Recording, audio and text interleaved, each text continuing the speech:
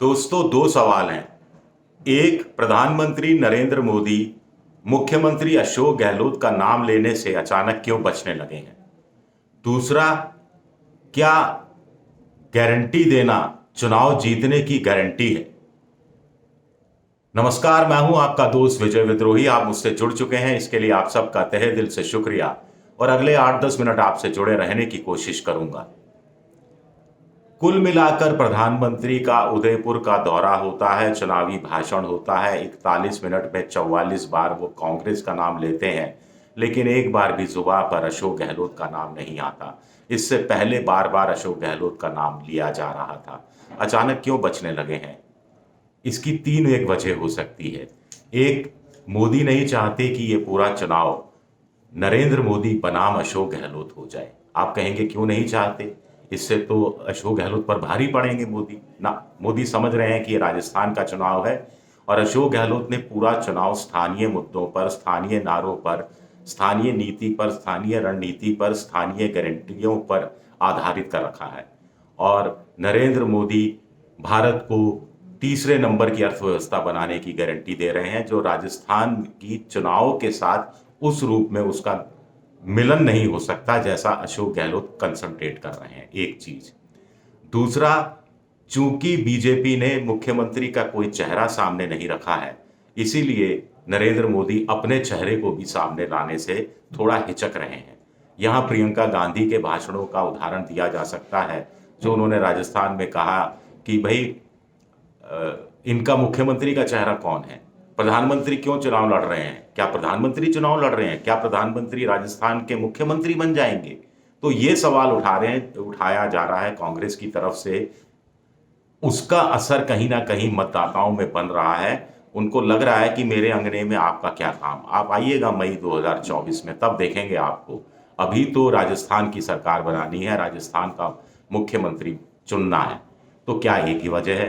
तीसरी वजह यह हो सकती है कि प्रधानमंत्री भी जानते हैं कि विधानसभा चुनाव में उनका चेहरा चमकता नहीं है। 2018 के बाद से देश में जितने चुनाव हुए हैं, करीब 30-31 विधानसभाओं के अलग अलग राज्यों में, उसमें 6 या 7 में ही बीजेपी जीती है। और उसमें भी उत्तर प्रदेश जैसा चुनाव शामिल है जहां योगी का चेहरा प्रमुखता के साथ था। तो ये तीन वजह हो सकती हैं जिसके कारण प्रधानमंत्री ने खुद को थोड़ा बैकड्रॉप में ले लिया है। और अब तो एक नया नारा भी उन्होंने लगा दिया है, जो नारा मैं आपको पढ़कर सुनाता हूं। होगा बहन बेटियों का सम्मान, कमल चुनेगा राजस्थान, भ्रष्टाचार का मिटेगा निशान। कमल चुनेगा राजस्थान, खुशहाल बनेंगे गांव किसान। कमल चुनेगा राजस्थान। तो कमल चुनेगा राजस्थान। और राजस्थान में जनता किसको मुख्यमंत्री के रूप में चाहती है, इसको वो गोलमोल कर रहे हैं। कुछ लोग कह रहे हैं कि इसीलिए वो किसी का नाम नहीं ले रहे, कमल का नाम ले रहे हैं, क्योंकि अगर उन्हें लगा, अभी चुनाव में थोड़ा वक्त बाकी है, कि बीजेपी थोड़ा हिचकोले खा रही है, तो कुछ लोग कह रहे हैं पर्दे के पीछे की कहानी है कि वसुंधरा राजे को मुख्यमंत्री के रूप में, प्रत्यक्ष रूप में अगर नहीं तो परोक्ष रूप में प्रोजेक्ट किया जा सकता है। ये नारा आगे इस रूप में हो सकता है कि वसुंधरा रखेंगी सम्मान, वसुंधरा मिटाएंगी भ्रष्टाचार का निशान, कुछ इस तरह की बातें हो सकती हैं। अब आइए दूसरी कहानी पर आते हैं, गारंटी वाला। अशोक गहलोत ने 7 गारंटियां दी हैं जो बिल्कुल राजस्थान से जुड़ी हुई हैं। मैं गारंटियों को सिर्फ कंपेयर कर रहा हूं, जो बार बार गारंटी शब्द का उदयपुर में इस्तेमाल किया। और एक गारंटी मोदी जी की यह है कि मोदी जी गारंटी है, यानी मोदी गारंटी कार्ड के रूप में है। कांग्रेस प्रियंका गांधी को गारंटी कार्ड के रूप में पेश कर रही है, क्योंकि राजस्थान में महिलाओं की संख्या ज्यादा है। अब बड़ा सवाल उठता है, गारंटियों की बात करेंगे आगे, लेकिन पहले बड़ा सवाल उठता है कि क्या गारंटी देने से चुनाव जीतने की गारंटी आपको मिल जाती है?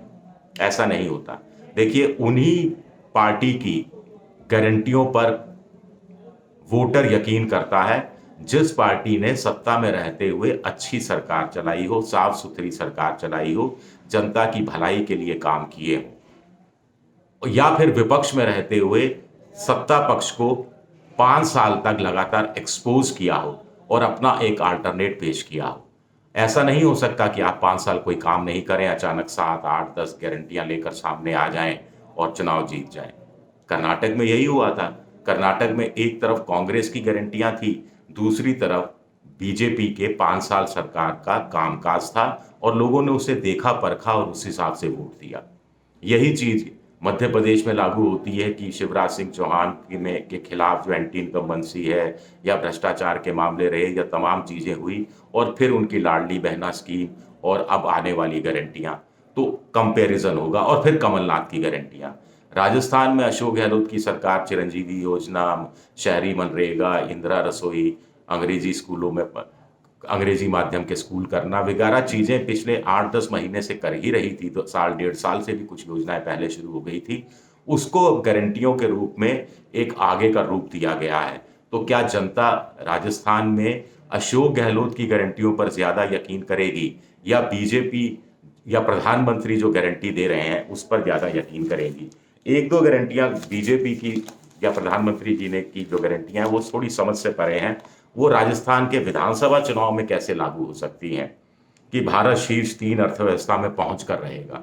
बढ़िया है, सब लोग कह चुके हैं पहुंचेगा। और जितनी भारत की जीडीपी है और जितनी भारत की जनसंख्या है उसके हिसाब से अगले 3-4-5 साल में भारत तीसरे नंबर पे शायद जापान है या जर्मनी है, उसको पछाड़ देगा। चौथे नंबर पे भी दोनों में से एक है। अभी भारत 5वें नंबर की है। तो इसका राजस्थान की जनता से सीधा कनेक्शन क्या है? हर व्यक्ति को पक्का घर बनाने और लखपति बनाने की गारंटी। पक्का घर वाली प्रधानमंत्री आवास योजना के तहत काम चल ही रहा है, कई साल से चल रहा है। उसमें तो लक्ष्य से पिछड़े हैं प्रधानमंत्री मोदी, यानी हर गारंटी पूरी होने की गारंटी। एक गारंटी तो ये है। राजस्थान के तेजी से विकास की पूरी गारंटी। तेजी से विकास की अवधारणा क्या है, परिभाषा क्या है, इससे आम जनता को कितनी राहत मिलेगी, ये चीजें कुछ साफ नहीं होती। मुफ्त इलाज 5 लाख तक हर परिवार को मिलेगा। आयुष्मान योजना के तहत भी शायद इससे ज्यादा मिलता है, अगर मेरे को ठीक ध्यान है, बढ़ा कर अभी ज्यादा किया गया है या परिवारों का दायरा बढ़ाया गया है। तो ये नई चीज कैसे है? गहलोत सरकार की जनहितैषी योजनाएं बंद नहीं करेंगे, इसकी गारंटी दी जा रही है। इसका मतलब अशोक गहलोत की योजनाएं अच्छी चल रही हैं। ये इनडायरेक्ट रूप में अशोक गहलोत की गारंटियों को एक आधार देने की तरफ इशारा तो नहीं करती, ये समझ से परे है। जो अखबार में छपा है, मुझे नहीं मालूम एक्चुअल में प्रधानमंत्री ने इन शब्दों का इस्तेमाल किया या नहीं किया। गरीबों को मुफ्त राशन दिया ही जा रहा है, अगले 5 साल तक दिया जाएगा। जन औषधि केंद्रों पर सस्ती दवा और शिक्षा मिलेगी। जन औषधि केंद्र भी भारत सरकार की योजना है।